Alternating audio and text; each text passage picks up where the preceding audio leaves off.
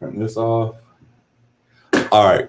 Forget no intros. Y'all know we did. I know it's only episode 2, but y'all know who we are. @ below and all that stuff. But I'll get back to that. We're getting straight to it though. I want to get straight to it though because Alec, I told your ass about that line. I told you about that defense. I told you. I didn't want to believe it because I'm someone who hates Brady myself, and I was trying to buy into the Mahomes hype that you built up. You've been saying all year long, Chiefs are going 2 for 2, going back to back. So right. Like, you know what? I'm gonna roll with Alec. I'm gonna roll with what he's telling me. I know I see the writing on the wall. I'm gonna ignore it and just roll with Alec and hope for the best.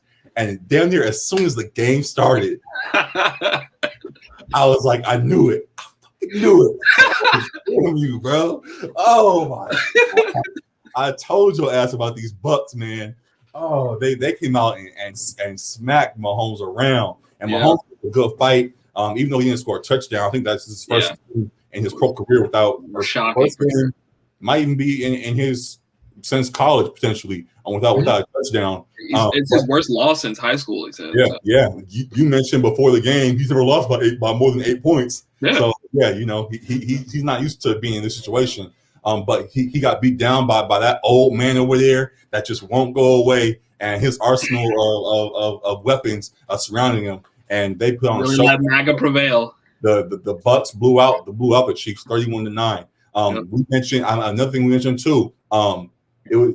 We said neither quarterback can slip up. If one slips up, the other one's going to capitalize. So when Mahomes, even though Mahomes himself didn't really slip up, his team coming up short all game long.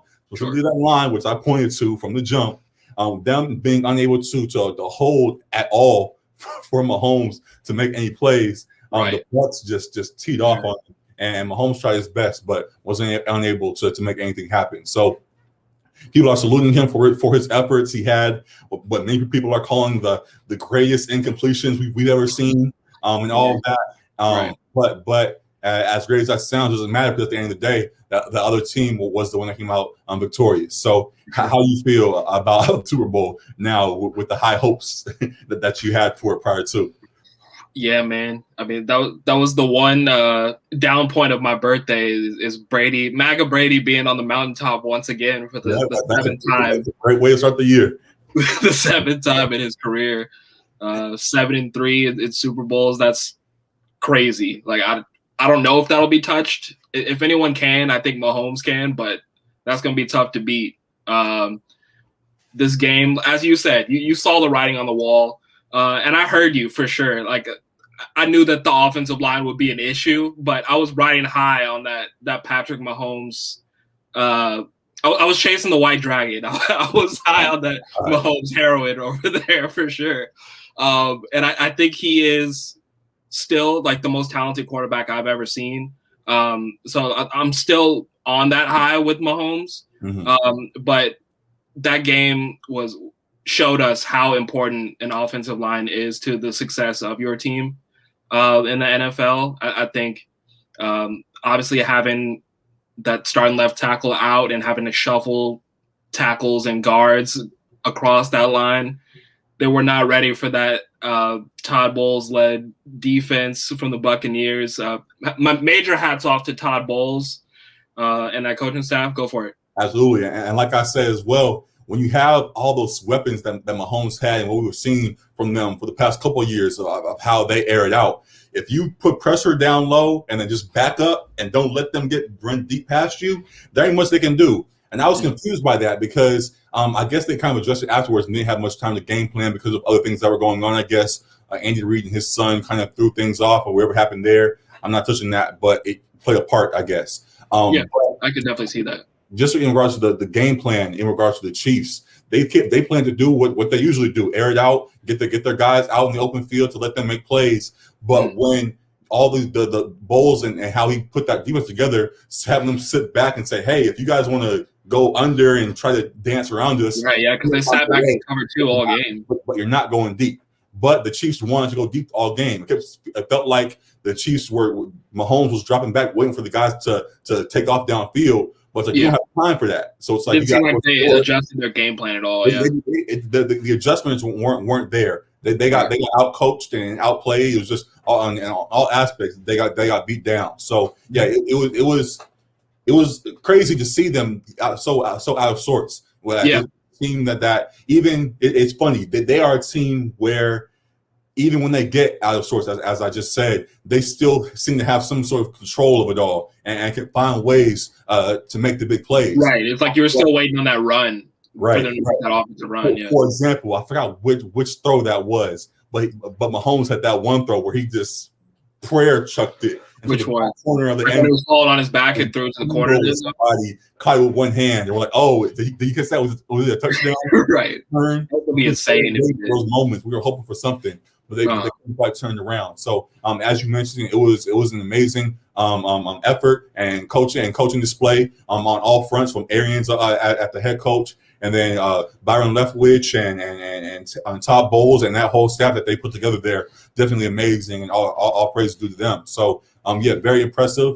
And it's funny, as I learned more about this Bucs team over the last couple of weeks and seeing the staff that Arians put together and hearing the stories we talked about in depth for a few times on this show, just about Antonio Brown and how at least I was at least somewhat rooting for him. And guys like Fournette, who got bounced around and was written off, and how these other guys were so great.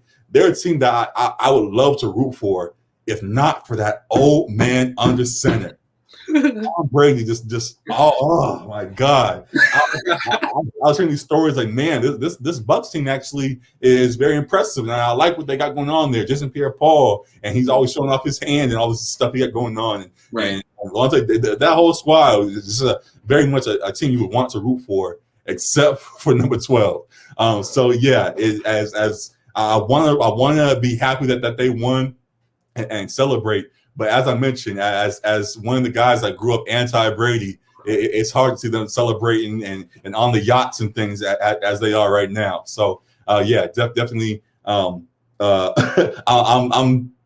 struggling right now to figure out how to my emotions and react to them. Well, I mean, credit to Brady for bringing some of those guys in. I mean, like, he personally had them bring Antonio Brown in. He had them bring Gronk, who I thought actually should have been the MVP of the game with his 2 touchdowns. He had them bring Gronk in, and he advocated for them bringing in Leonard Fournette too. And those 3 guys were the ones who scored touchdowns. They were the ones who were the pivotal factor in them winning the game. So credit to Brady for bringing them along. Can I add that? This kind of changes the subject. People have brought up how this Bucs team was 7-9 or whatever that was last year and hadn't been to the playoffs and however long, it hadn't won since that. However long ago that they won the Super Bowl and this and the third. Yeah, like 2003 or something, yeah. With them and just with teams in general, I think it's funny when they do that, because it makes it seem like this same team, minus just the insert of Brady, was going in and struggling for all these years. No, they did have the all-pro wide receivers, though. Like, they had Evans and Godwin. Yes, they had Evans and Godwin. But having the defense now on the level that is playing at, having Antonio Brown and the pieces and his addition, I think it's more than just, okay, take the team from last year, put Brady into Super Bowl. There's a lot of guys across the board that step up. And I'm not saying to knock the Bucs at all. I'm saying it's a bad narrative that the media pushes for any teams whenever guys move around. And same thing with LeBron. Oh, LeBron and all of a sudden they're a Super Bowl. That's an example of it. Added a few guys here too. It was more than just LeBron showing up. It's definitely a full unit that they have. Yeah, Anthony Davis is right there next to him as well. Whatever. But yeah, so definitely want to give full credit not only to, as rough this is to say, not only to Brady, but to that whole roster that executed. It was great to see. So as our people are already doing, we look ahead.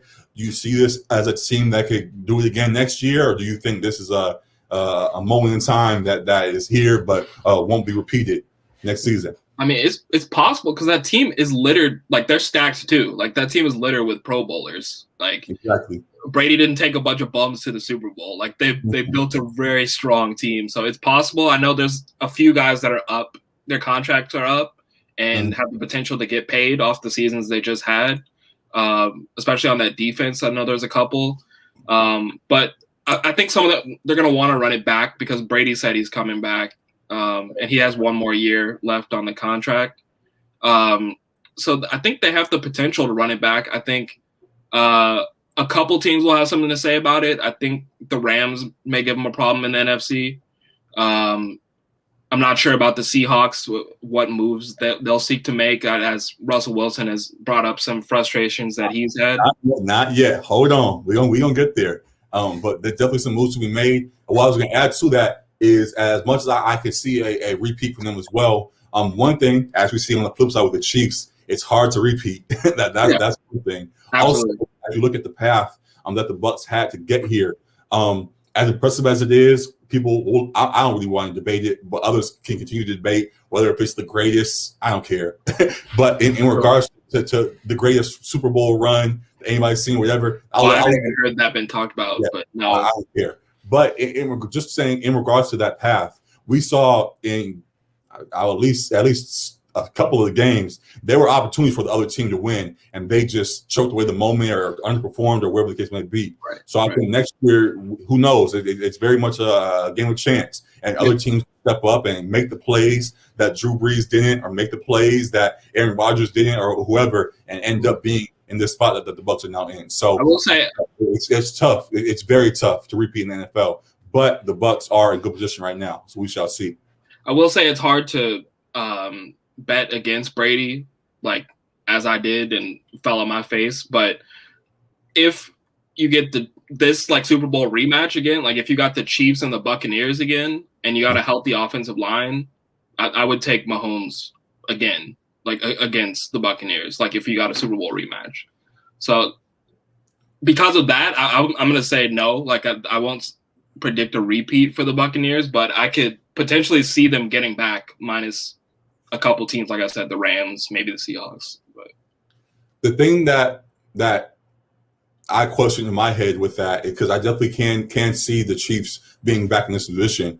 I think it's scary to say, because I know the talent that Mahomes and those boys have, but I do think at least somewhat of a blueprint was laid for how to combat this high-powered Chiefs offense. We see how much they want to air the ball out. We see how much they are dependent on spreading the ball out to all the playmakers on the outside, getting the ball to Tyreek, and getting those deep passes that they love to do, and pushing the field.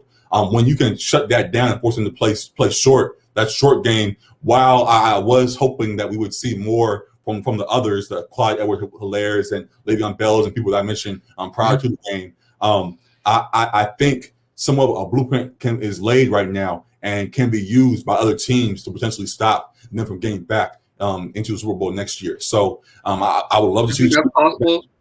Say it again. I think that's possible for sure. I think it also motivates them to lose this game. Like I think that's a plus. Like obviously they would have loved to gone back to back, but I think it helps them having lost this game to be even that much hungrier. More my point, because you brought up, you said Mahomes with a healthy line. I think while the line was the thing that we all saw as the main factor in that game last night, I think even if it had a healthy line, seeing the game plan that was taking place behind them, the tactics that Todd Bowles had in place behind that line, I think it still would have been somewhat of a similar outcome because they're prepared for all the things that strongly disagree.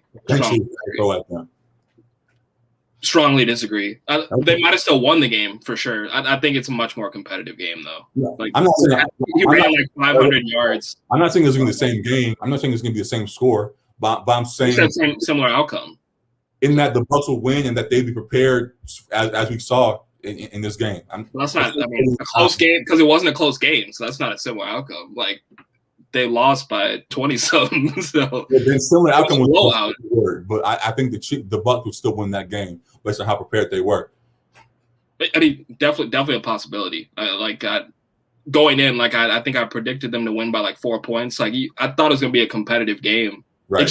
It just wasn't competitive at all. So didn't expect that, but I think that's largely due to the lack of protection and just how prepared the Buccaneers defense was. I thought they were going to take away Tyreek Hill after what he did to them earlier on in the season. Like I thought they would try to take away the deep ball.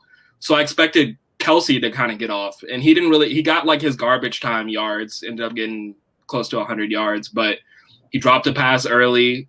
didn't get a touchdown. They never got in the end zone. They only got 3 field goals. So I think it's hard for me to say that with a healthy O-line that they wouldn't have gotten the end zone once. Right. So I think it changes the complexion of the game a lot, but it might not change the W. Like the Bucs still might have found a way to get it done.